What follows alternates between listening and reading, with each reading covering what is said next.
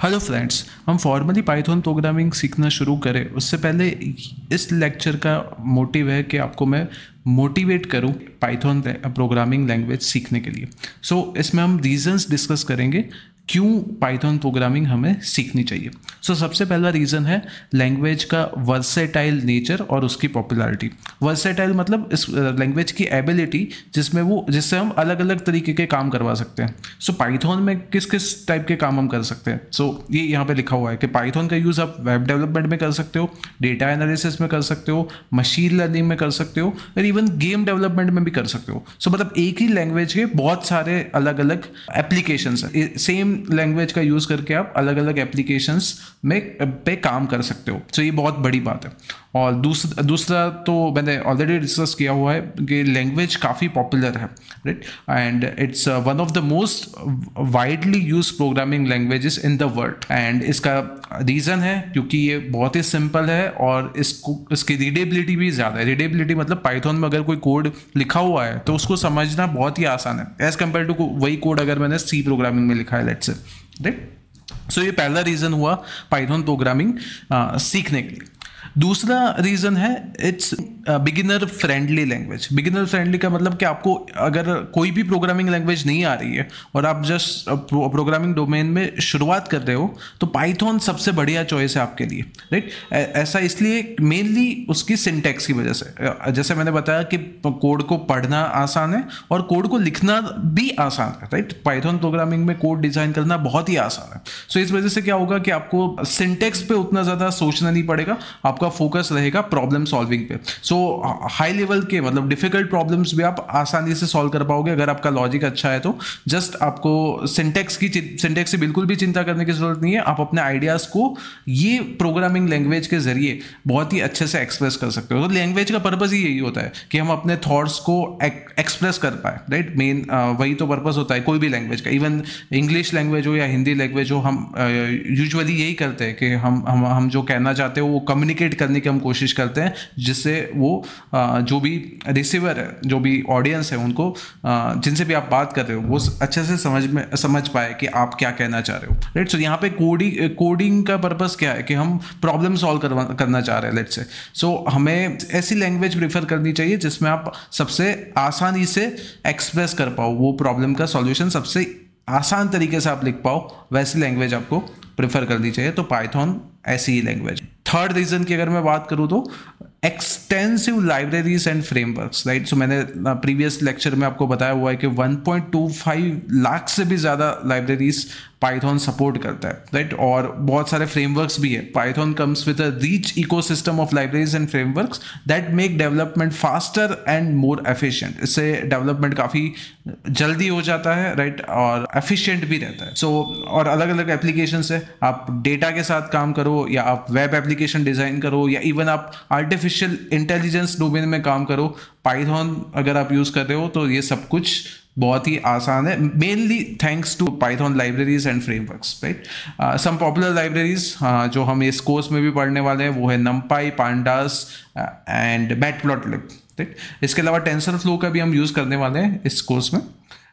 With the tools at your disposal, you can build powerful applications with ease.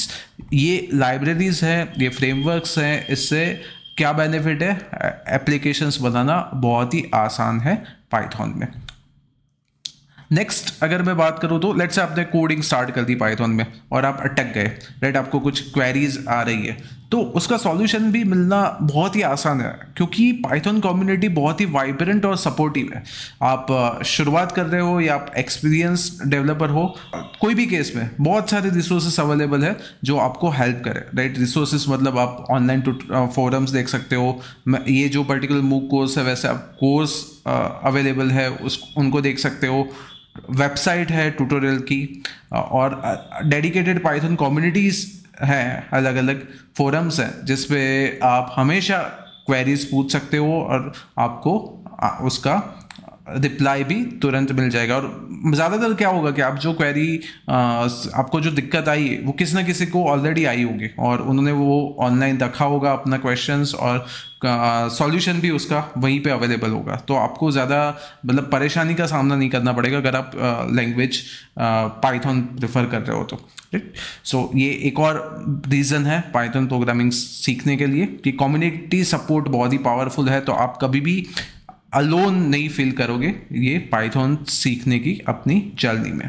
Okay, next और सबसे important शायद आप सबके लिए, कैरियर अपॉर्चुनिटीज। सो आप कोई भी डोमेन ले लो, राइट। जैसे मैं कंपनीज के नाम देता हूँ कुछ, जिससे आपको आइडिया आएगा कि क्या रेंज है पाइथन की। Right, so NASA, Facebook, Google, IBM, Dropbox, Yahoo, Mozilla, Instagram, YouTube, Uber, Quora, Reddit, ये सारी कंपनीज में पाइथन डेवलपर्स के लिए ओपनिंग्स रहती है। राइट, और उसके अलावा अगर मैं अलग इंडस्ट्रीज की कोई बात करूँ तो डेटा एनालिसिस, मतलब big data analytics, robotics, AI, machine learning, ये सब डोमेन्स में भी काफ़ी ओपनिंग्स रहती है पाइथन की। और आप रेंजिंग फ्रॉम, मतलब आपको जरूरी नहीं कि ऐसी कोई बड़ी जाइंट कंपनीज ही आपको रिक्रूट करे। आप कोई स्टार्टअप में भी जा सकते हो, आप कोई हेल्थ केयर डोमेन में भी काम कर सकते हो, आप फाइनेंस का काम भी कर सकते हो। अगर आपको पाइथन अच्छे से आ रहा हो तो बहुत सारी एप्लीकेशंस पाइथन की फाइनेंस इंडस्ट्री में भी है। Right, so as companies increasingly rely on data driven decision making and automation, Python skills are highly valued.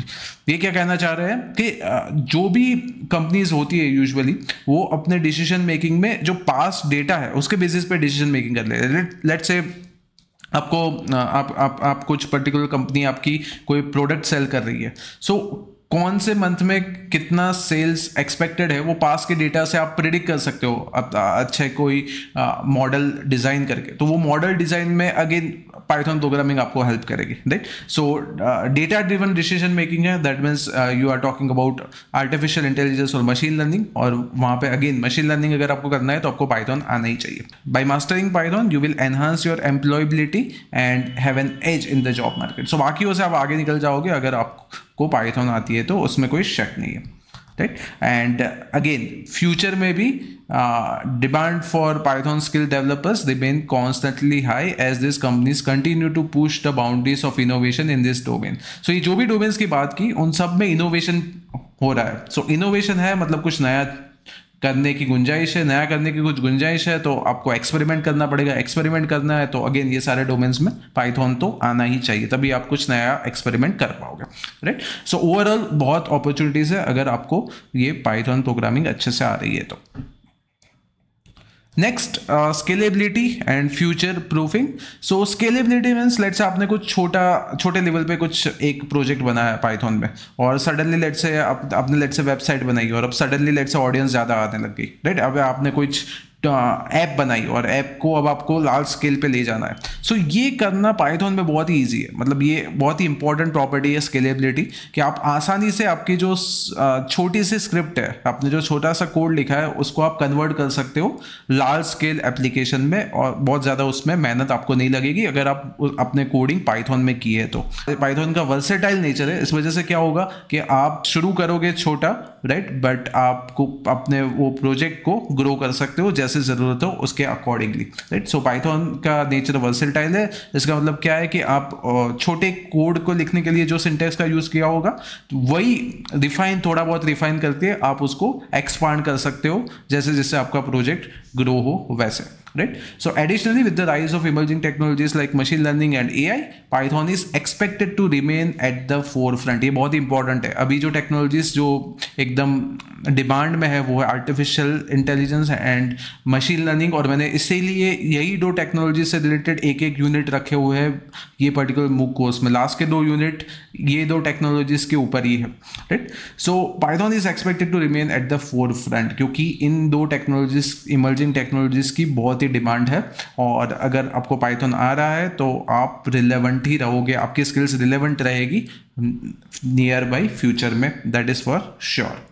Okay, so ये मैंने 6 डिफरेंट रीजंस आपको बताए क्यों हमें पाइथन सीखनी चाहिए, और कंक्लूजन में मैं बस इतना ही कहना चाहूँगा, remember learning Python is not just about coding, it's about unlocking a world of endless possibilities, इसमें कोई दो राय नहीं है। अगर आपको पाइथन आ रही है तो बहुत ही फ़ायदा मिलेगा, क्योंकि मैंने देखे हैं बहुत सारे स्टूडेंट जिनका लॉजिक अच्छा है, जिनको समझ में आता है आर्टिफिशियल इंटेलिजेंस, मशीन लर्निंग, ये सब उनको समझ में आता है, पर जब कोड लिखने का आता है तब वो घबरा जाता है क्योंकि उनको पाइथन नहीं आती। सो अगर आपको पाइथन आती है तो आप ये सारे डोमेन्स में, जो भी आपके इंटरेस्ट का डोमेन है, मतलब उसमें बहुत ही अच्छा परफॉर्म कर सकोगे फ्यूचर में। Thank you.